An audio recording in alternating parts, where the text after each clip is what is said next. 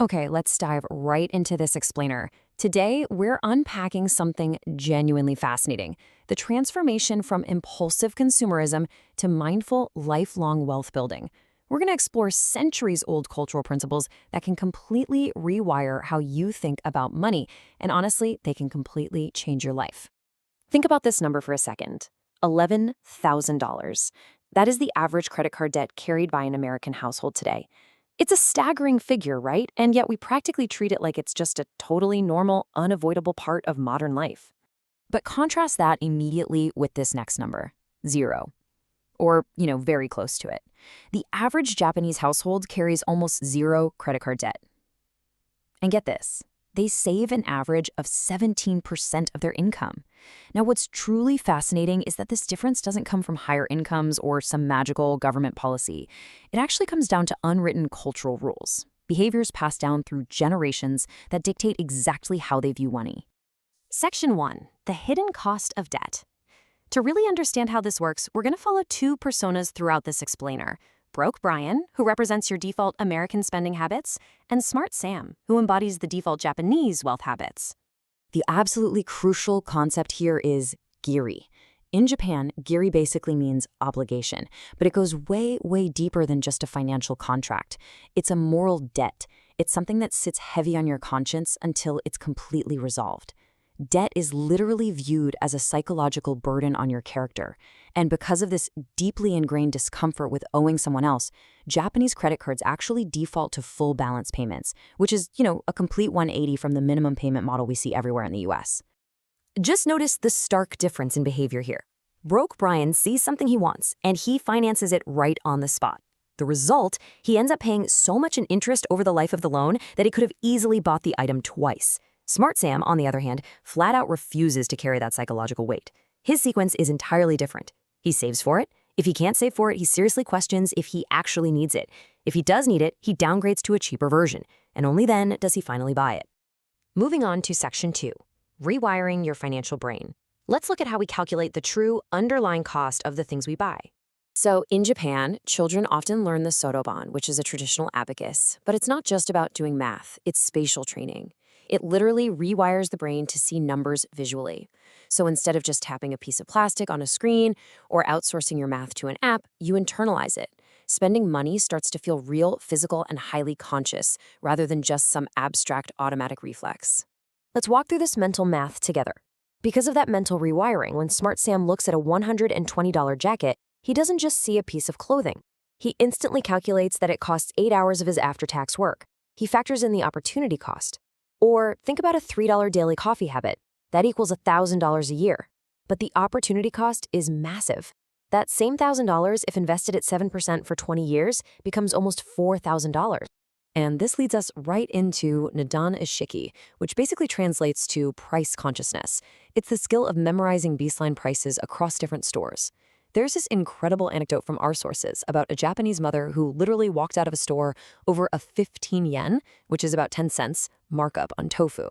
Actually, it wasn't because 10 cents broke the bank. She walked out because the principle mattered. She simply refused to be tricked or to participate in a quiet, gradual retail markup. When we compare our two personas on this, Broke Brian gets a quick dopamine hit from a shiny 20% off sticker. He feels a sudden, intense urgency to buy something he didn't even need 5 minutes ago. Smart Sam, though, applying Nadan Ishiki, knows perfectly well that the 20% off price is actually just the standard everyday price at the grocery store down the street. He doesn't overpay because he knows the true baseline. All right, Section 3, the art of resourcefulness. Now let's look at how your environment shapes your habits. Because when your typical Japanese apartment is just 600 square feet, those tight spatial constraints practically force you to get incredibly creative with what you own, which naturally drives down your spending. This brings us to two wonderful concepts: Mitate and furoshiki. Mitate is the art of seeing entirely new uses for things you already own. In one story, a mother was totally baffled by an American avocado slicer. A tool that does exactly one highly specific thing when a standard kitchen knife works perfectly well. Then there's furoshiki, which is the philosophy of using one simple, reusable 3x3-foot cloth to wrap gifts, carry lunches, or transport items.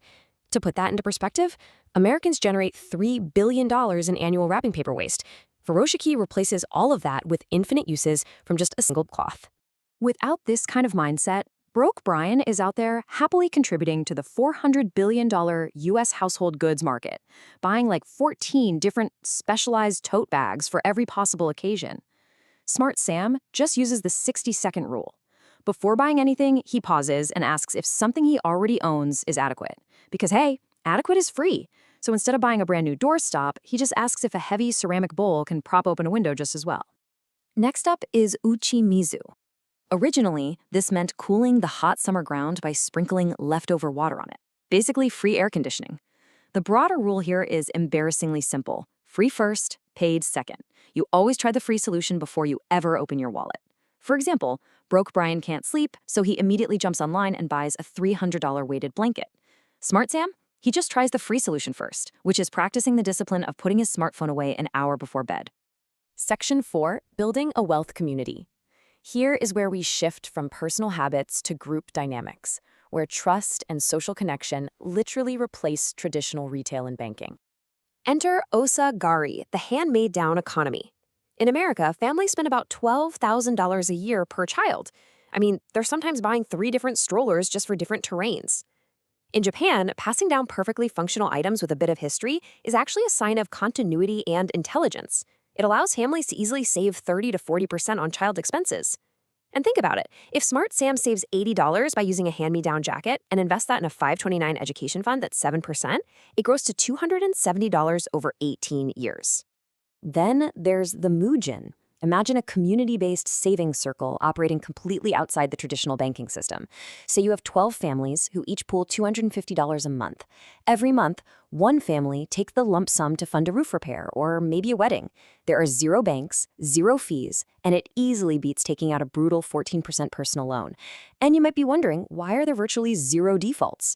Because social accountability and the absolute fear of letting down your close community ensures everyone has skin in the game. Section 5, From Saving to Investing. All these rules we've talked about give you incredible financial defense. Think of them as the seeds you've safely protected in a jar. But investing is the soil where those seeds actually grow. The data here brilliantly illustrates that saving alone will rarely, if ever, make you wealthy. Look, if you leave $10,000 in a 1% savings account for 20 years, it grows to about $12,200. Not great. But invested at a 10% historical stock market return, that becomes $67,000. If you consistently invest just $300 a month for 25 years, you end up with $285,000. And almost $195,000 of that is pure compound growth. It's like magic. So how does Smart Sam safely make this transition from saving to investing? Here are the actionable steps. First, build a 3 to 6 month emergency fund in cash to protect you from ever panic selling. Second, mentally separate your safety money from your growth money. Third, start small. Even $50 builds the habit. Fourth, stick to simple investments like low-cost index funds, which is exactly what legendary investor Warren Buffett recommends for most people. And fifth, stay disciplined. You have to understand that market downturns are actually just opportunities to buy shares at cheaper prices. Which brings us to our final takeaway. The car is not yours until it is paid for, and neither is your freedom. The Japanese art of wealth isn't about deprivation at all. It's about flat out refusing to carry a weight you simply don't have to carry. So I want to leave you with this final provocative thought. Are your daily financial reflexes currently buying you more things, or are they buying you your freedom? Think about it. Thank you so much for joining me on this explainer, and I will catch you on the next one.